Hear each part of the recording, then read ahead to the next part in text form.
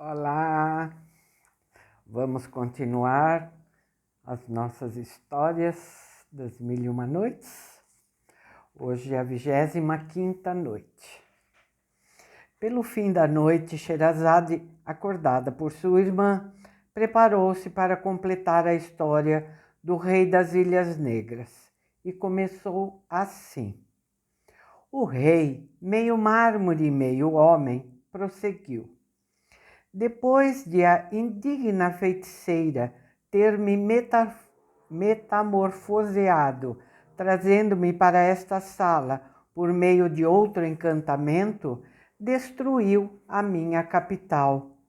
Florescente e populosa, aniquilou suas casas, as praças e os mercados, criando o lago e o campo deserto que pudestes ver.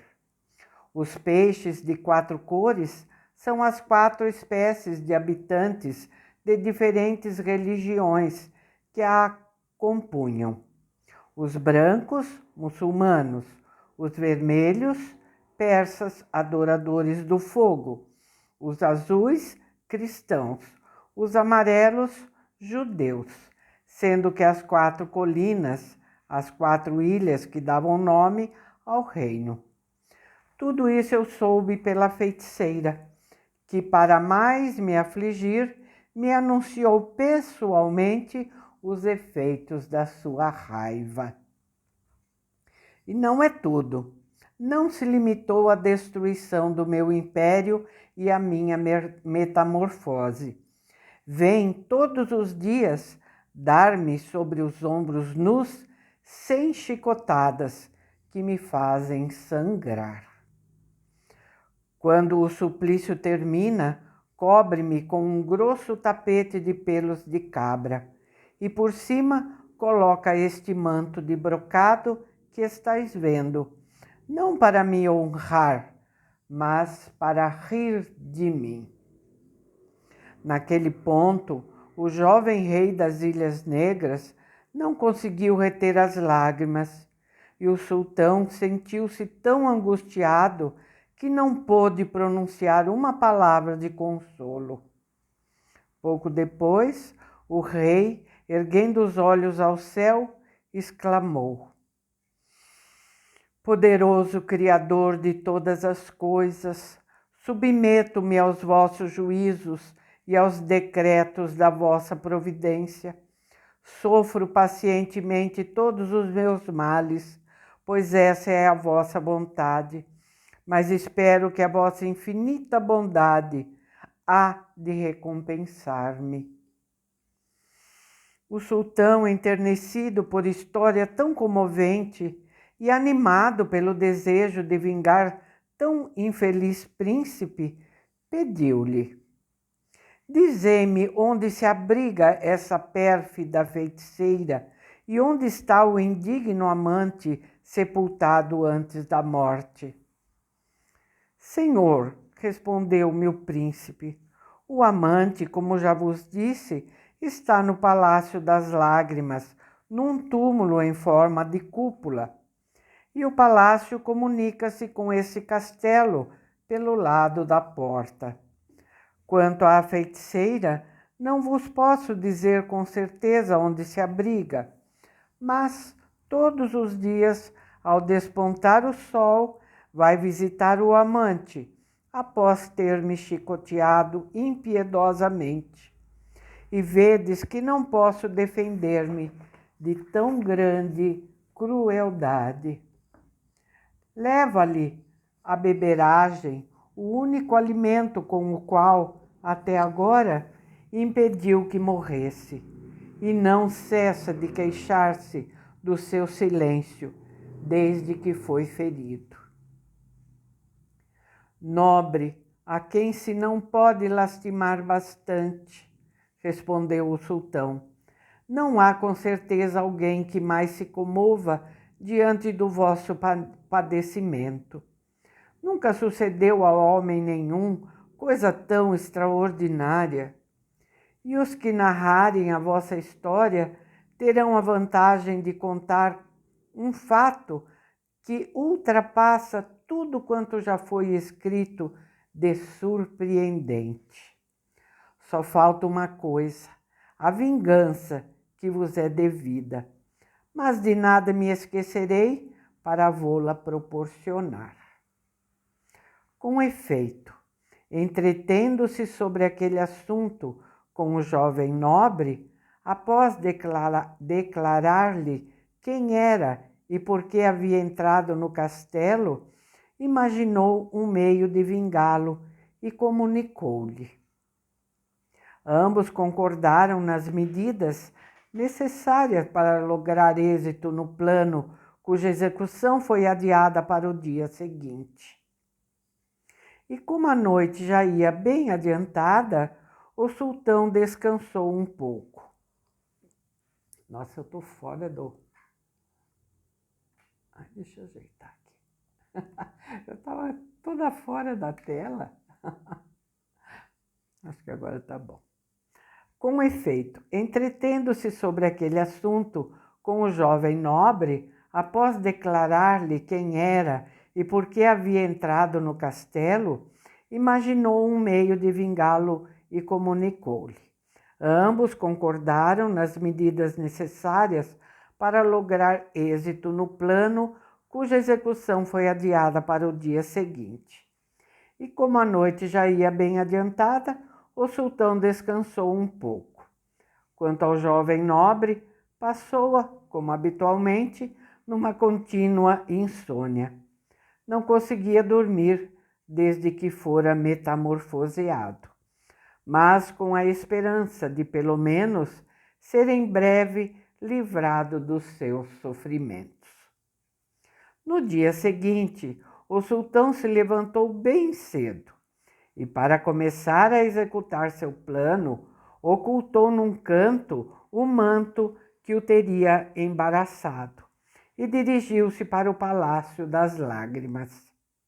Encontrou-o iluminado por uma infinidade de tochas de cera branca e sentiu um aroma delicioso proveniente de várias caçoletas de ouro puro, admiravelmente lavradas e dispostas em perfeita ordem. Quando viu o leito onde se encontrava deitado o negro, tirou o sabre e cortou a cabeça do miserável, cujo até engasguei, cujo corpo arrastou para o pátio do castelo, lançando-o a um poço. Depois deitou-se no leito do negro, pôs o sabre perto, debaixo da coberta, e ali aguardou para realizar o que havia imaginado. A feiticeira não tardou em enxergar. Seu primeiro cuidado foi ir à sala onde vivia o rei das Ilhas Negras, seu marido. Despiu-o e começou a chicoteá-lo barbaramente. O pobre nobre, gritando, suplicava-lhe inutilmente que tivesse piedade. A megera só deixou de bater-lhe após ter-lhe aplicado 100 chicotadas. Não tivesses compaixão do meu amante, disse-lhe, e não deves esperá-las de mim. Sherazade de repente percebeu a chegada do dia, o que lhe impediu de continuar a história. Por Deus, minha irmã, disse Dinazade, eis aí uma feiticeira bárbara, mas ficaremos aí, e tu não nos dirás se ela recebeu o merecido castigo? Minha irmã, respondeu a sultana, só poderei dizer-lhe amanhã, mas bem sabes que isso depende da vontade do sultão. Após o que Shahriar acabara de ouvir, longe estava de mandar matar Sherazade. Pelo contrário, dizia ele para si mesmo, não quero tirar-lhe a vida antes que acabe a maravilhosa história, mesmo que dure 2 meses. A qualquer instante, poderei cumprir o juramento feito. 26ª noite. Dinazade resolveu acordar a sultana e pediu-lhe que lhe contasse o que se havia passado no Palácio das Lágrimas. Shahryar manifestou o mesmo desejo. Portanto, a sultana tomou a palavra. Depois de ter dado as 100 chicotadas, a feiticeira cobriu o jovem rei com um espesso tapete de pelo de cabra e pôs-lhe por cima um manto de brocado. Em seguida foi ao Palácio das Lágrimas e, entrando, renovou o pranto, os gritos e os lamentos. Aproximando-se do leito onde julgava estar o amante, exclamou: que crueldade ter perturbado a alegria de amante, terna e apaixonada como eu. Ó tu que me censuras por demasiadamente desumana, quando te faço sentir os efeitos do meu ressentimento, nobre cruel, não ultrapassa a tua barbaridade a da minha vingança? Ah, traidor, atentando à vida do homem que adoro, não arrebatastes a minha? Ai de mim, acrescentou, dirigindo a palavra ao sultão, pois cria falar ao negro. Meu sol, minha vida, sempre hás de manter-te em silêncio? Estás resolvido a deixar-me morrer sem o consolo de ouvir-te dizer que me amas? Minha alma, dize-me pelo menos uma palavra, suplico-te. O sultão, fingindo sair de um profundo sono, aqui virou a página, e imitando o modo de falar dos negros, respondeu à rainha em tom grave: só há força e poder em Deus, que é todo-poderoso. Àquelas palavras, a feiticeira, que não as esperava, deu um grande grito de alegria. Meu amor, não estarei enganada. Estarei de fato ouvindo e estarás de fato falando. Infeliz, continuou o sultão, és digna das minhas respostas? Mas por que, replicou a rainha, me fazes essas censuras? Os gritos, o pranto e os gemidos do teu marido, que tratas todos os dias com tanta indignidade e barbárie, me impedem de dormir. Há muito que eu estaria curado, há muito que teria recobrado o uso da palavra se o houvesse desencantado. Eis a causa do meu silêncio de que tanto te queixas. Pois bem, disse a feiticeira, para te acalmar, estou pronta a fazer o que me ordenares. Queres que lhe devolva a forma primitiva? Sim, respondeu o sultão, e apressa-te em pô-lo em liberdade, a fim de não mais me importunarem os seus gritos. A feiticeira saiu imediatamente do Palácio das Lágrimas. Pegando uma taça de água, pronunciou sobre ela palavras que a fizeram ferver, como se estivesse sobre fogo. Em seguida, encaminhou-se para a sala onde vivia o jovem rei, seu marido, lançou a água sobre ele e disse: se o Criador de todas as coisas se formou tal qual és atualmente, ou se está encolerizado contra ti, não te mudes. Mas, se estás assim em virtude do meu feitiço, retoma a tua forma natural e volta a ser o que eras antes. Mal terminou, o príncipe, já no seu estado original, levantou-se com toda a alegria que se pode imaginar e deu graças a Deus. A feiticeira continuou a falar: vai, afasta-te deste castelo e nunca voltes aqui, senão perderás a vida. O jovem rei, cedendo à necessidade, afastou-se sem demora e retirou-se para um lugar isolado, onde aguardou impacientemente o êxito do plano cuja execução o leal amigo havia começado com tanta sorte. Entrando, a feiticeira voltou ao Palácio das Lágrimas e entretanto, a feiticeira voltou ao Palácio das Lágrimas e entrando, como julgasse estar sempre falando ao negro, disse: caro amante, nada te impede levantar-te e dar-me uma satisfação de que há tempo estou privada. O sultão continuou a imitar o modo de falar dos negros. O que acabas de fazer não basta para curar-me. Só tiraste uma parte do mal que é preciso cortar pela raiz. Meu querido negro, que entendes por raiz? Infeliz, não compreendes que me refiro a essa cidade, aos seus habitantes e às 4 ilhas que destruíste pelos teus encantamentos? Todos os dias, à meia-noite, os peixes põem a cabeça fora do lago e clamam vingança contra mim e contra ti. Eis a verdadeira causa da demora da minha cura. Volta a pôr tudo no lugar, e quando estiveres aqui novamente, dar-te-ei a mão e ajudar-me-ás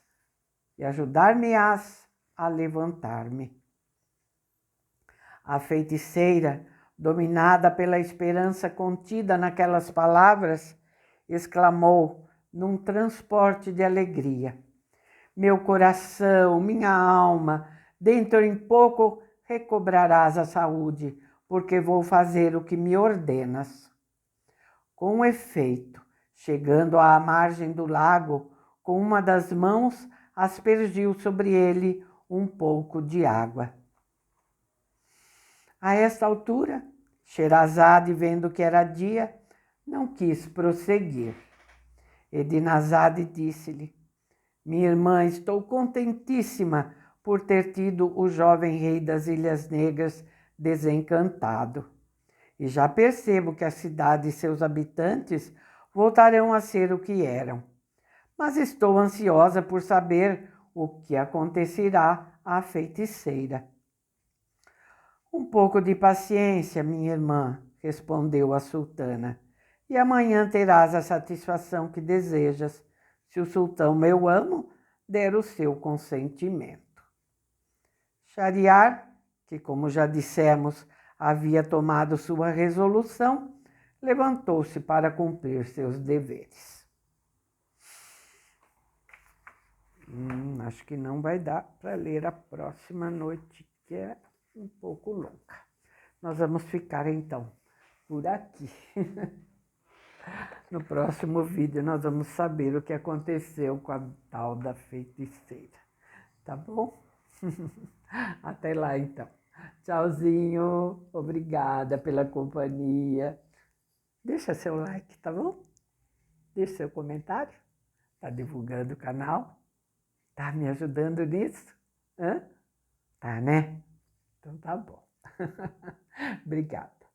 E se você chegou aqui hoje e ainda não se inscreveu no canal, faz isso, tá? É de graça. É só clicar ali, inscrever-se. E também clicar no sininho para você receber as notificações. Tá bom? Tchauzinho, pessoal. Muito, muito, muito, muito obrigada.